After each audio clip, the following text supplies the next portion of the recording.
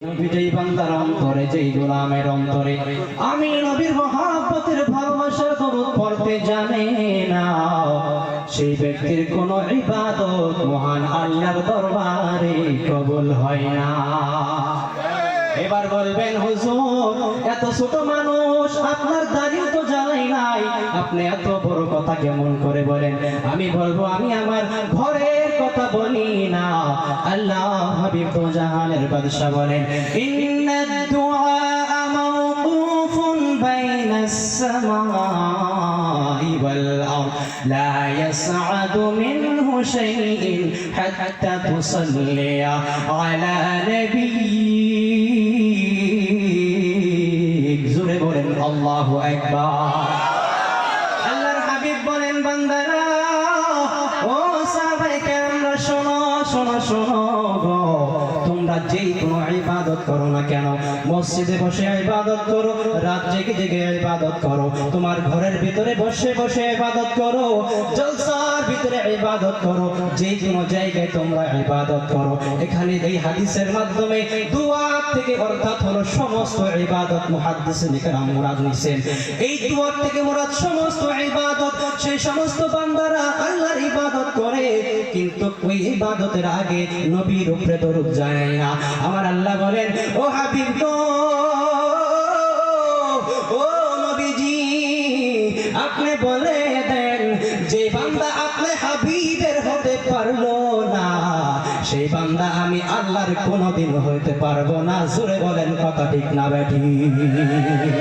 বাবা, রাসূল ছাড়া আল্লাহ পাওয়া যাবে না। আমার আল্লাহ বলছেন, কুল ইন কুনতুম তুহিব্বুনাল্লাহ ফাত্তাবিউনি ইউহিব্বুকুমুল্লাহ। এই আয়াতের সিধা সাদা অর্থ হলো, যদি তোমরা আল্লাহকে পাইতে চাও, যদি আল্লাহকে তোমরা অনুসরণ করতে চাও, তাহলে আমার রাসূলের দরবারে আসতে হবে, আমার রাসূলকে ভালোবাসতে হবে, আমার রাসূলের দরুদকে নিজের অন্তরে বাসাইতে হবে। যদি রাসূলের দরুদ নাই, পৃথিবীর কোনো আমলের দাম নাই। জোরে বলেন কথা ঠিক না বেঠি? এই আওয়াজে শয়তান ভাগবো, যে জন্য কাছে বাস প্রত্যেকবারই এই আওয়াজ চাই, ঠিক আছে তো? ঠিক বলেন, বান্দারা, তোমরা যদি তোমাদের ইবাদতকে আল্লাহর দরবারে কবুল করাইতে চাও, তোমরা যদি তোমাদের ইবাদত খানাকে আল্লাহর দরবারে মনোনীত করাইতে চাও, তোমরা যদি তোমাদের ইবাদতগুলোকে আল্লাহর আরশ পর্যন্ত পৌঁছাইতে চাও, তাহলে সমস্ত ইবাদতের শুরুতে আমি নবীর উপরে দরুদ পড়াটা হলো ওয়াজিব। একটু চিৎকার দিয়ে বলেন সুবহানাল্লাহ। এবার আপনাদের কাছে আমি সওয়াল করতে চাই, আপনারা বলেন, এই যে শীতের দিন, রাত জেগে আরামের বিছনা সেরিয়া আজকের এই বাগানে, জান্নাতের বাগানে কষ্ট করে ওয়াজ নসিহত শুনতেছেন, এই আমলখানাকে আল্লাহর দরবারে কবুল করানোর ইচ্ছা আছে না নাই? তাহলে আমার সাথে বলুন আল্লাহুম্মা, জুড়ে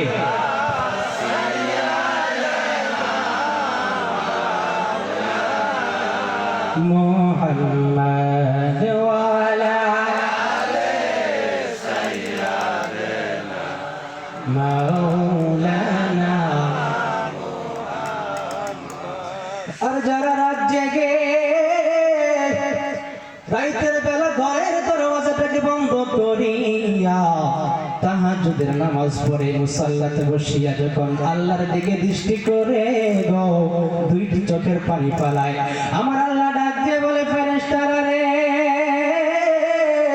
এই যে দীর্ঘ রাতে কোন বান্দা আমাকে ডাকে চোখের পানি ফালাইয়া কান্দে? ফেরেশতারা বলে, আল্লাহ, এটা তোমার অন্য কোন বান্দা না, এটা তোমার আখিরি নবীর উম্মত। জোরে বলেন সুবহানাল্লাহ। আল্লাহ বলে, বান্দা, আল্লাহ বলে, ফেরেশতা, দীর্ঘ রাত জাগিয়া ঘরের দরওয়াজাটাকে বন্ধ করিয়া যে বান্দা আমি আল্লাহকে ডাকে আর কান্না করে চোখের পানি ফালাইয়া বালিশটাকে পর্যন্ত ভিজাই ফালাই দেয়, এই বান্দাটা কি জাহান্নামের ভয়ে কান্দেনি? তখন আমার ফেরেশতারা আল্লাহর কাছে ডাক দিয়া বলে, মাবুদ,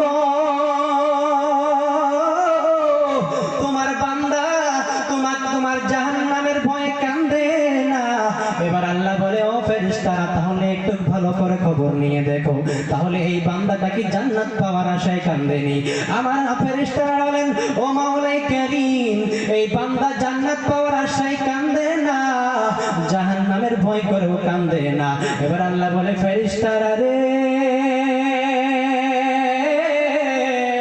ও ফেরেশতায়ে কেরামরা রে, তোমরা যাও যাও যাও, ওই বান্দার দিলের হাতটাকে ভালো করে জেনে এসো, আর আমি আল্লাহকে খবর দাও আসলেতে ওই বান্দাটা কিসের জন্য কান্দা করে দীর্ঘ রাইটা ওইটা জানার প্রয়োজন আছে না না?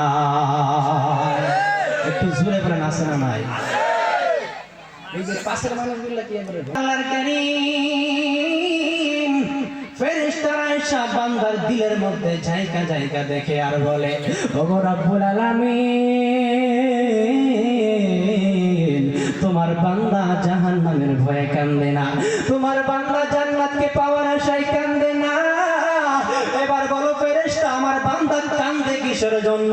রাতে ঘুম আসে না, তাহাজ্জুদের নামাজ পড়ে, 5 ওয়াক্ত নামাজ পড়ে, এরপরও কান্দে কিসের জন্য? ও ফেরেশতারা যদি ভালো করে বলো গো, তাহলে একটু জানতে আমার ভালো হবে।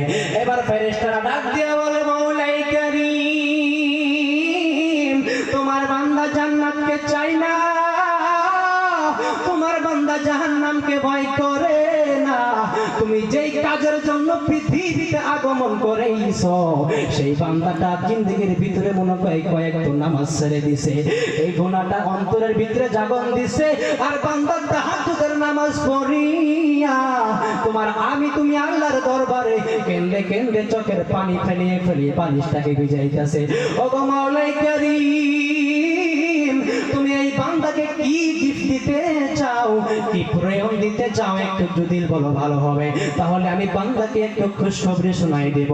ও দুনিয়ার বান্দারা, শোনেন শোনেন শোনেন, আজকে যারা মাহফিলের ভিতরে রাত জায়গা আল্লাহর ইবাদত করতেছেন, একটু চোখের পানি ফেলিয়ে যদি আপনি আল্লাহর দরবারে বলতে পারেন, ও রব্বুল আলামিন, জিন্দেগিতে অনেক গুনাহ করলাম গো মাওলা, আজকে তোমার দরবারে এসেছি, খাঁটি তওবা করে এই মাহফিল থেকে যাব, একটু আওয়াজ দিয়ে আমার সাথে বলেন, রাজি আছেন কি না? আমার আল্লাহ বলেন, বান্দারা রে, যারা আমার দরবারে এসে আমি আল্লাহকে আল্লাহ আল্লাহ বলে ডাকে গো, ও ফেরেশতারা তোমরা যাও, তাদেরকে একটু খুশখবরি শোনায় দাও, যারা আমি দরবারে এসে আমি আল্লাহকে ডাকে চোখের পানি পালাইয়া কান্দে, আমি বলে দিলাম ওই বান্দারা যেন কান্দা বন্ধ করে দেয়, কেননা তোমরা আখির নবীর উম্মত। আল্লাহ বলেন, কুনতুম খায়রা উম্মাতিন উখরিজাত লিন-নাস, কেননা আমি আমার নবীকে শ্রেষ্ঠ বানাইছি, আমি আমার উম্মত নবীর সেই নবীর উম্মতদেরকেও শ্রেষ্ঠ বানাইছি, আমি আমার নবীর কান্না সহ্য করতে পারি না, সেই নবীর উম্মত যদি কান্দে কান্দে আমার কাছে দোয়া করে গো, আমি আল্লাহ কেমনে সহ্য করতে পারবো? দু হাত তুলে বলেন, কথা ঠিক না বেঠি? বাবা ভালো লাগতেছে কি? এবার আল্লাহ রাব্বুল আলামিন ডাক দিয়ে বলে, ফেরেশতারা, যারা রাত জেগে জেগে আমি আল্লাহকে ডাকি, যারা রাত জেগে জেগে চোখের পানি পালাইয়া কান্না করে গো, তাদেরকে একটু তুমি খুশখবরি শোনাইয়া দাও, গভীর রাত পর্যন্ত যদি তারা আমি আল্লাহকে ডাকে আর খাঁটি দিলে যদি তওবা করে যায় গো, তাহলে আমি আল্লাহর ইজ্জত এবং জালালের কসম খেয়ে বলতেছি, ওই সমস্ত বান্দাদের জিন্দেগির গুনাহ খাতায় আমি আল্লাহ মাফ করে দেই। বলেন সুবহানাল্লাহ, আরো জোরে বলেন সুবহানাল্লাহ। ইনশাআল্লাহ থাকবেন তো শেষ পর্যন্ত? থাকবেন তো?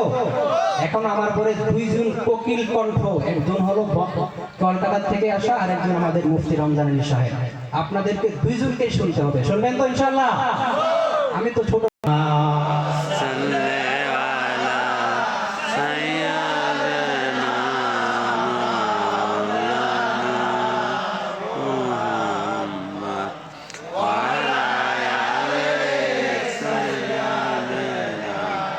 मौलाना। फिर मुसलमान সময় যেহেতু কম, আমি এদিক ওদিক আলোচনা না করিয়া ডাইরেক্ট আমার আলোচনার ভিতরে আমি এন্টার হয়ে যাব। মহান আল্লাহ রাব্বুল আলামিন সূরাতুল মুমিন 14 নম্বর আয়াতের মধ্যে বলেন, সুম্মা জাআলনাহু ফি قرار مكين।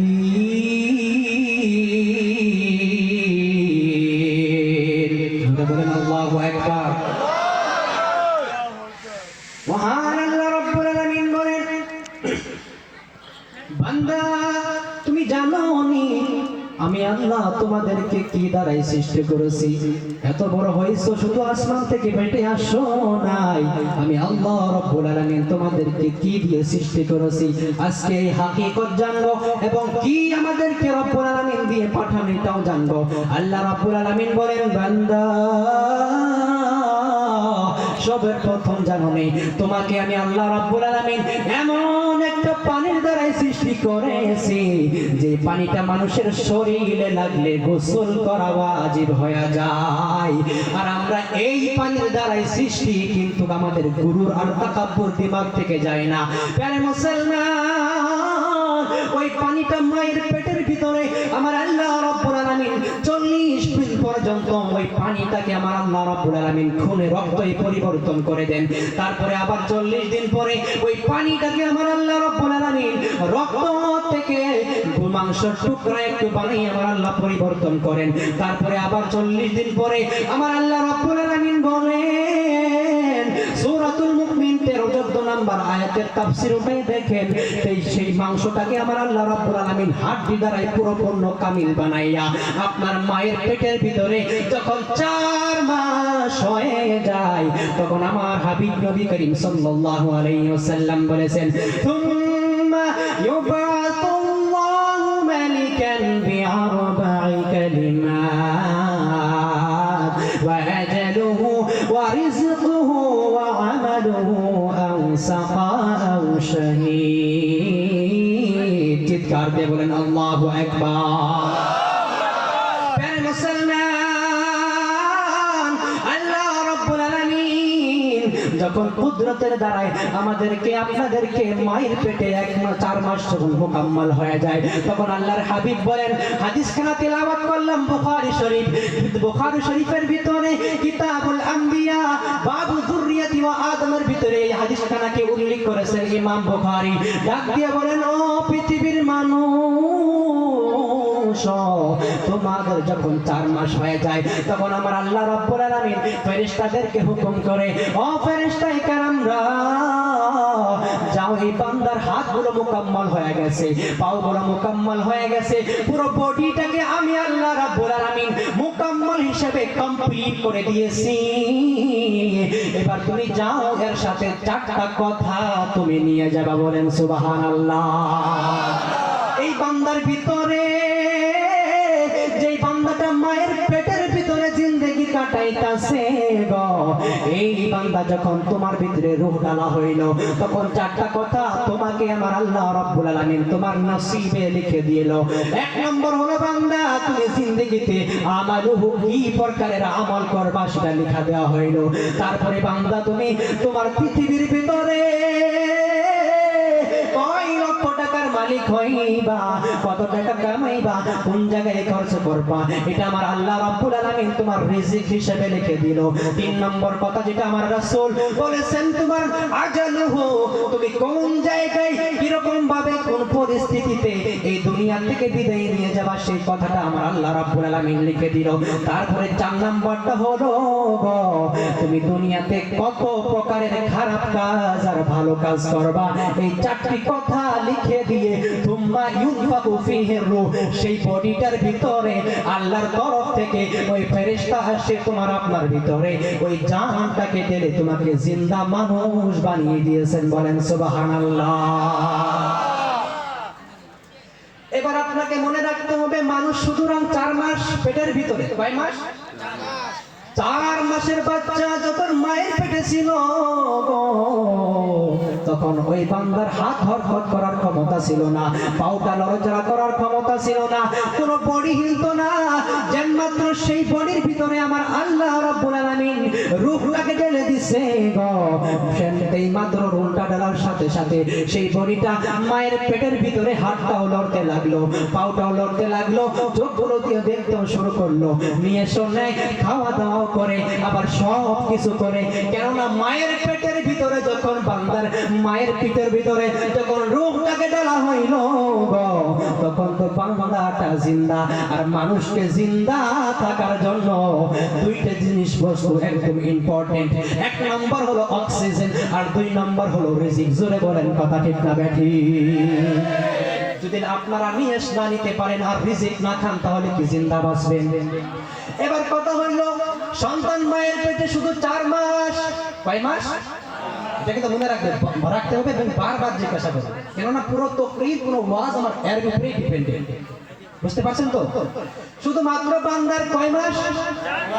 এবার আল্লাহ রাব্বুল আলামিন ওই বান্দার বডির ভিতরে যখন রূহটাকে ঢেলে দিল, রূহটাকে ঢেলার সাথে সাথে তোমার আমার বডিটা তখন মায়ের পেটের ভিতরে হরকত করতে লাগলো, বডিটা যেন বড় হিলতে লাগলো গো। এর মানে হলো তুমি যখন তোমার হাতও ছিল, তোমার পাও ছিল, সব কিছু বডি তৈরি ছিল, কিন্তু একটা জিনিস ছিল না, সেটা হলো তোমার রূহ। আর রূহ ডালার আগে তুমি একজন জিন্দা লাশ মায়ের পেটে ছিলা, তারপরে রূহটা ডালার সঙ্গে সঙ্গে তুমি একজন জিন্দা হইলা।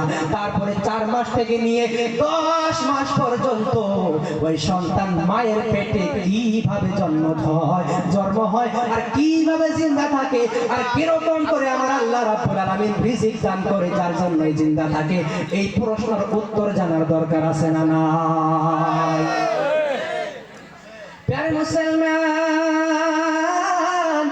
আজকে আমরা রিজিক নিয়ে রিজিকের জন্য, টাকা পয়সা কামানোর জন্য, ধন সম্পত্তি কামানোর জন্য এদিক থেকে ওদিক ফিরি, এই জায়গা থেকে আরেক দেশে যাই, আরেক জায়গা থেকে ফিরে আসি, কিন্তু টাকা পয়সা ইনকাম তাও করা শেষ হয় না। এরকম করতে করতে বান্দার জিন্দেগি শেষ হয়ে যায়, তারপরেও রিজিক কামানো শেষ হয় না। আমার আল্লাহ বলেন, বান্দা তুমি রিজিক নিয়ে মারামারি কইরো না। কেননা বান্দা তুমি একবার খেয়াল করে দেখো, যখন তুমি মায়ের পেটে ছিলা, তুমি যখন মায়ের পেটে ছিলা গো, তুমি জিন্দা ছিলা, তুমি রিজিক কোথায় থেকে পালা? তুমি তো জিন্দা ছিলা, অক্সিজেন কোথায় থেকে পাইলা? তুমি যেই টাইমে মায়ের পেটে ছিলা, ওই টাইমে যদি আমি আল্লাহ রাব্বুল আলামিন তোমাকে রিজিক আর অক্সিজেন দিয়ে জিন্দা রাখতে পারি গো, তাহলে মনে রাখবা পৃথিবীর জমিনে যেই পর্যন্ত কিয়ামত হই নাই, কোন বান্দাকে আমি না খাওয়াইয়া ঘুমাইতে দিব না। চিৎকার দিয়ে বলেন কথা ঠিক না ব্যাঠিক? এবার আপনারা বলেন, কোন দিন কোন রাইতে আপনারা এক সন্ধ্যা না খাইয়া ঘুমাইছেন নি? ঘুমাইছেন? আরে বান্দা,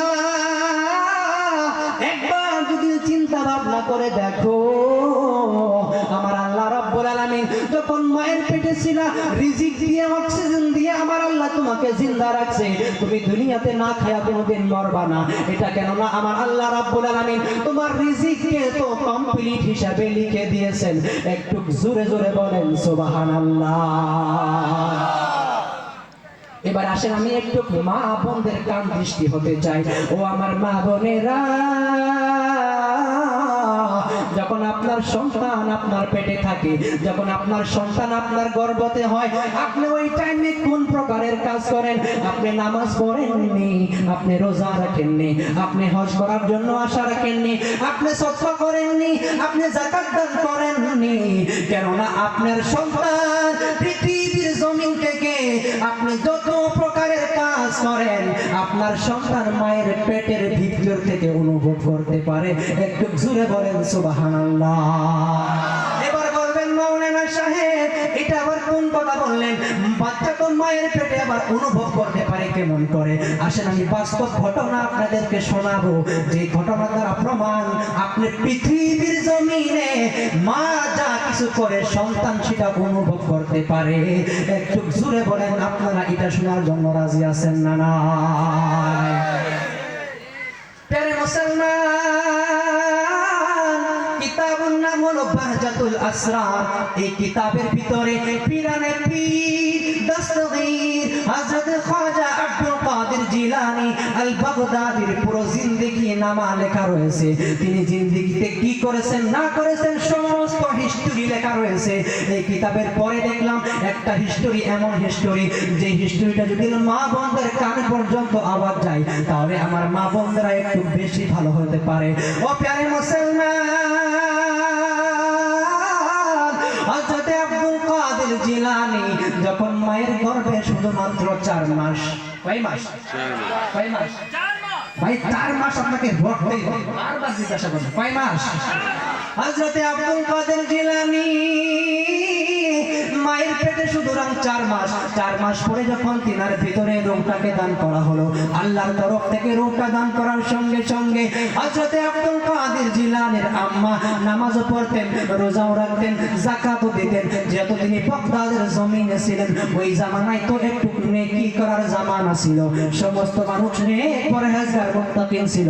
কিন্তু তিনি নামাজ রোজা সবকিছু করার সঙ্গে সঙ্গে যে জিনিসটি সবচেয়ে বেশি করতেন সেটা হলো কোরআন তিলাওয়াত। একটু জোরে বলেন সুবহানাল্লাহ। ও প্যারে মুসলমান, হযরত আব্দুল কাদের জিলানীর আম্মা বলেন যখন আমার সন্তান গর্ভে ছিল ওই টাইমে সবচেয়ে বেশি আমি যে আমলটা পছন্দ করতাম, সবচেয়ে বেশি যে আমলটা করতাম সেটা হলো কোরআন তিলাওয়াত। আজকের আমাদের দেশের মা বোনদের খবর নিয়ে দেখেন, কোরআন শরীফ হাতে নিয়ে ঘরের ভিতরে ওই যে সুটেসের জিনাত বানায় আর রাইখা দেয়, কিন্তু কোনোদিন কোরআন তেলাওয়াত করার ভাগ্য হয় না। জোরে বলেন কথা ঠিক না বেঠি? ঠিক বলছি কি? ওরা কোরআন শরীফ নেয় কিন্তু না পড়তে একদম কোরআন শরীফ পড়াই হয় না। আছে না এরকম? ও প্যারে মুসলমান, আমি 2টি পা করে বলে যাই, যাদের বাড়িতে কোরআন শরীফ রেখে নিয়েছেন একটু পড়ার চেষ্টা করবেন, একটু তিলাওয়াত করার চেষ্টা করবেন।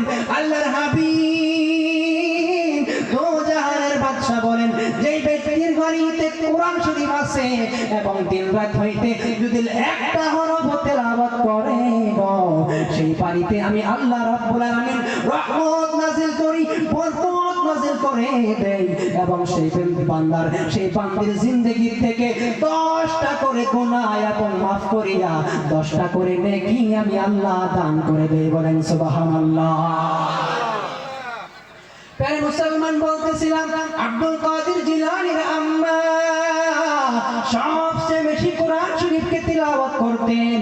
কিন্তু যখন 4 মাস থেকে 5 মাস, 6 মাস, 7 মাস, 10 মাস যখন হয়ে যায়, আব্দুল কাদের জিলানী পৃথিবীর জমিনে আগমন করেন। যখন তিনার বয়স 4 বছর 4 মাস 4 দিন হয়, বিসমিল্লাহ খানি করার জন্য অর্থাৎ কোরআন শরীফ শিখানোর জন্য তিনাকে যাতে কোরআন শরীফ শিক্ষা করতে পারে তিনাকে একজন হুজুরের কাছে পাঠানো হইল।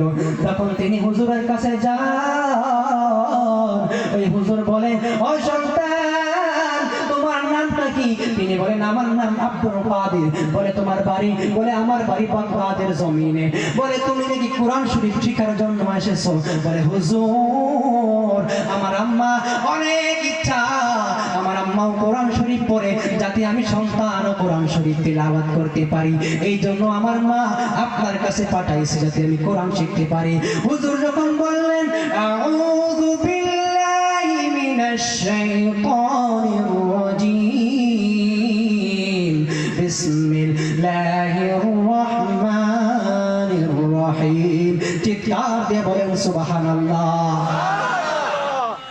হুজুর যখন আউযু বিল্লাহ বিসমিল্লাহ পড়েন, আব্দুল কাদের জিলানী আউযু বিল্লাহ থেকে শুরু করে বিসমিল্লাহ শরীফ পড়েন, সূরাতুল ফাতিহা পড়েন, সূরাতুল বাকারা পড়েন, সূরাতুল মারইয়াম পড়েন, সূরাতুল আল ইমরান পড়েন, সূরাতুল মাইদা পড়েন।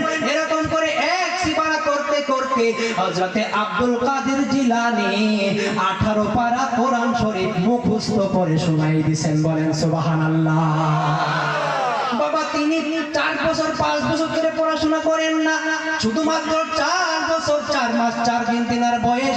প্রথম যেদিন তিনি শিক্ষা হইতে গেছেন প্রথম দিনের ভিতরে তিনি 18 সেবার মুখস্থ করলেন। এর ভিতরে কোনো কারণ আছে না নাই? একটু জোরে বলেন আছে না নাই? প্যারে মুসলমান, এবার হুজুর জিজ্ঞাসা করে আব্দুল কাদের, আজকে বুঝি তুমি আমার কাছে প্রথম দিন কোরআন শেখার জন্য এসেছো, কিন্তু তুমি কোনোদিন মক্তবে গেলা না, কোনোদিন মাদ্রাসাতে গেলা না, আজকে তুমি 18 সিবারা কোরআন শরীফ কেমন করে মুখস্থ করলা? আব্দুল কাদের জিলানী ডাক দিয়ে বলে, হুজুর আমি একজন ছোট সন্তান, আমি তো এটা বলতে পারি না, কিন্তু এই ঘটনার যদি আপনি বাস্তবতা যদি জানতে চান তাহলে নিশ্চয় আমার আম্মা জানের কাছে যাইতে হবে। বলেন সুবহানাল্লাহ। হযরত আব্দুল কাদের জিলানী তিনাকে নিয়ে তিনার হুজুর তিনার আম্মার কাছে যান, যায় বলেন, ও আব্দুল কাদের জিলানীর মা, তুমি বলতে পারো তোমার সন্তান 18 পারা সিবারা কোরআন শরীফ কেমন করে মুখস্থ করেছে? তখন আব্দুল কাদের জিলানীর আম্মা ডাক দিয়ে বলে, হুজুর আমার সন্তান আজ পর্যন্ত মক্তবে যায় নাই, আজ পর্যন্ত কোনো মাদ্রাসাতে শিক্ষা করার জন্য যায় নাই, শিক্ষা হওয়ার জন্য যায় নাই, কিন্তু জাননি আমি আমার মায়ের মা যখন মায়ের পেটে আমি যখন গর্ভধারিণী ছিলাম গো, কিন্তু সবচেয়ে বেশি যে জিনিসটি আমি পছন্দ করতাম সেটা হলো আমার আল্লাহর জুবানের কথা কোরআন শরীফ সবচেয়ে বেশি তিলাওয়াত করতাম। বলেন সুবহানাল্লাহ। কারণটা হইল যখন আমার সন্তান আমার পেটে, আমি সবচেয়ে বেশি কোরআন শরীফ তিলাওয়াতকে পছন্দ করি, জানোনি? এই জন্যই বোধহয় আমার আল্লাহ রাব্বুল আলামিন আমার সন্তানকে মায়ের পেটে 18 সেবারা কোরআন শরীফ মুখস্থ করাই দিয়েছেন। বলেন সুবহানাল্লাহ। প্যারে মুসলমান, বুঝা গেল আপনি পৃথিবীর জমিনে সন্তানকে গর্ভধারিণী করে যে প্রকারের কাজ করবেন আপনার সন্তান সেই প্রকারের কাজে অনুভব করবে। আপনি যদি খারাপ কাজ করেন, আপনি যদি নামাজ না পড়েন, আপনি যদি রোজা না করেন, আপনার সন্তানও ওরকম হইতে পারে। কেননা আব্দুল কাদের জিলানীর আম্মা যেহেতু তিলাওয়াত করতেছিলেন, এই জন্য তিনার সন্তান 18 পারা কোরআন শরীফ মুখস্থ করে নিয়েছেন। বলেন সুবহানাল্লাহ। বুঝতে পারছেন ঘটনাটা? বুঝতে পারছেন তো? প্যারে মুসলমান, আসেন আরেকটু আগে যাই। প্যারে মুসলমান, আব্দুল কাদের জিলানী যখন পৃথিবীর জমিনে আগমন করে, যখন তিনি একটু একটু করে শিখার অবস্থায় যান, একটু বড় হন, তিনি পৃথিবীর জমিনে যত আউলিয়া কেরাম রয়েছেন সমস্ত আউলিয়া কেরামদের গর্দানে, সমস্ত আউলিয়া কেরামদের কাঁধে হলো হযরতে আব্দুল কাদের জিলানীর কদম, আর আমার আব্দুল কাদের জিলানীর কাঁধে হলো আমার স্বয়ং নবীর কদম। বলেন সুবহানাল্লাহ। যদি কোনো ওলি যদি অস্বীকার করে আমি আব্দুল কাদেরকে মানি না, মনে রাখবেন সেই ব্যক্তি কোনোদিন আল্লাহর ওলি হইতে পারে না। জোরে জোরে বলেন কথা ঠিক না বেটি? সকলে আমার সাথে বলেন, ওলিদের ওলি যিনি গৌসুল আজম জিলানী, ওলিদের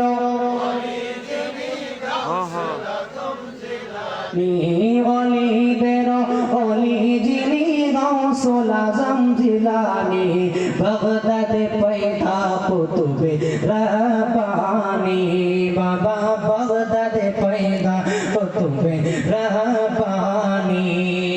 গজলটা আপনারা শুনছেন কি? শুনছেন কি কোনোদিন? ওলি যিনি গৌসুল আজম জিলানী, ওলিদের ওলি যিনি বাগদাদে পয়দা কুতুবে রব্বানী, বাগদাদে পয়দা কুতুবে রব্বানী। প্যারে মুসলমান, যেহেতু আপনারা গজল শুনতে চান না, আমি গজল বলবো না, কিছু সময়ের ভিতরে আমি আমার বক্তব্য শেষ করার চেষ্টা করব। প্যারে মুসলমান, আপনি যখন মায়ের পেটে কয় মাস? 4 মাস। জিন্দা মনে আছে তো? প্যারে মুসলমান, আপনি যখন মায়ের পেটে 4 মাস আপনার ভিতরে রূহটাকে ঢেলা হইল। রূহ ঢালার আগে আপনার পাও এদিক ওদিক হইতো না, আপনার হাত পাও এদিক ওদিক হইতো না, আপনার মাথাটাও হরকত করতো না, আপনি পুরো একদম জিন্দা লাশ মায়ের পেটে। কিন্তু রূহ ঢালার সাথে সাথে আপনি তো জিন্দা হয়ে গেলেন। এবার মাকে যা জিজ্ঞাসা করে দেখে, যখন আপনি আপনার মায়ের পেটে ছিলেন, রূহটা ঢালার সঙ্গে সঙ্গে একবার পাওকে আপনি সিধা করেন, কষ্টটা সহ্য করে আপনার মা। যখন আপনার হাতটা এদিক করেন, যখন আপনার পাওটা এদিক করেন, সমস্ত কষ্ট সহ্য করে আপনার মা। যখন 10 মাস গর্ভধারিণী করে আপনাকে পৃথিবীর জমিনে আগমন করে গো, যখন একটু হাত পাও বড় হয়ে যায়, যখন একটু আপনার শরীরটা বড় হয়ে যায়, একটু মজবুত হয়ে যান, তখন বোধহয় আপনি আর আপনার মাকে চেনেন না। কথা বলেন ঠিক না রাখি? প্যারে মুসলমান, আল্লাহ রাব্বুল আলামিনের প্রিয় হাবিব বলেন, যদি তোমার মাকে নারাজ করো গো, আমি আল্লাহ নারাজ হয়ে যাই। আমি আল্লাহ যদি নারাজ হয়ে যাই, পশ্চিম কালেও জান্নাতে যাইতে পারবা না। জুড়ে বলেন কথা ঠিক না ব্যাঠি? কেননা আমার হাবিব বলেছেন, তোমার মায়ের কদমে হলো তোমার জান্নাত। একটু জোরে জোরে বলেন সুবহানাল্লাহ। প্রিয় মুসলমান, যখন সন্তান 7 বছরের হয়ে যায়, তখন আমার হাবিব বলেন, ওয়ামুরু আওলাদাকুম বিসসালাতি ওয়া হুম আবনা'আ 7 সিনিন। একটু জোরে বলেন সুবহানাল্লাহ। সন্তান যখন 7 বছরের হয়ে যায়, আল্লাহর হাবিব বলেন, ও দুনিয়ার বাবাজিরা, সন্তানকে আদেশ দাও যাতে তারা নামাজ পড়া শুরু করে দেয়। আর যখন 10 বছরের হয়ে যায়, তাদেরকে তুমি আদেশ দাও, শুধু আদেশ না, যদি 10 বছর পরে যদি নামাজ না পড়ে গো, সন্তানকে যাতে নামাজ মেরে মেরে তুমি তোমার সন্তানকে নামাজ শিক্ষা দাও। বলেন সুবহানাল্লাহ। প্রিয় মুসলমান, পৃথিবীর জমিনে আইছেন একদিন, যাইতে হবে একদিন। এই ছোট্ট একটি আশা আর যাওয়ার ভিতরে একটি ছোট্ট জিন্দেগি। এই জিন্দেগির ভিতরে আমার আল্লাহ রাব্বুল আলামিন বলেন, আল্লাযী খালাকাল মাউতা ওয়াল হায়াতা লিয়াবলুয়াকুম আইয়ুকুম আহসানু আমালা। আইছো একদিন, যাইবা একদিন। এই ছোট্ট জিন্দেগির ভিতরে যে সময়টুকু আমি দিয়েছি, এটা হলো শুধুমাত্র একটি এক্সামের তৈরি করার জন্য দিয়েছি। একটু আমি তোমাদেরকে যাতে কিয়ামতের দিনে জাজ করতে পারি, আইয়ুকুম আহসানু আমালা, তোমাদের ভিতর থেকে কোন মানুষটা সবচেয়ে বেশি ভালো আমল করেছে। এই আমল নিয়ে আমাদের আল্লাহর দরবারে হাজির হওয়ার ইচ্ছা আছে না? না প্রিয় মুসলমান, যাই হোক, আমি একজন ছোট মানুষ, দেখতে পাচ্ছেন এখন তো ঢাকাকে এসে ভালো করে আরো সুন্দর করে আলোচনা করার জন্য, যাতে মানুষদেরকে হেদায়েত করার জন্য, তাবলীগ করার জন্য একজন দ্বীন ইসলামের পুরোপাক্কা কামিল খাদিম যাতে বানায়, এই আশা করে আমি আপনাদের সম্মুখে বিদায় নেব। সবাই আমার জন্য দোয়া করবেন। আর যদি ভুল ত্রুটি হয়ে থাকে সকলে আমার সাথে বলেন, আস্তাগফিরুল্লাহ রাব্বি মিন কুল্লি যামবিন ওয়া আতুবু ইলাইহি। আসসালামু আলাইকুম ওয়া রাহমাতুল্লাহি ওয়া বারাকাতুহু।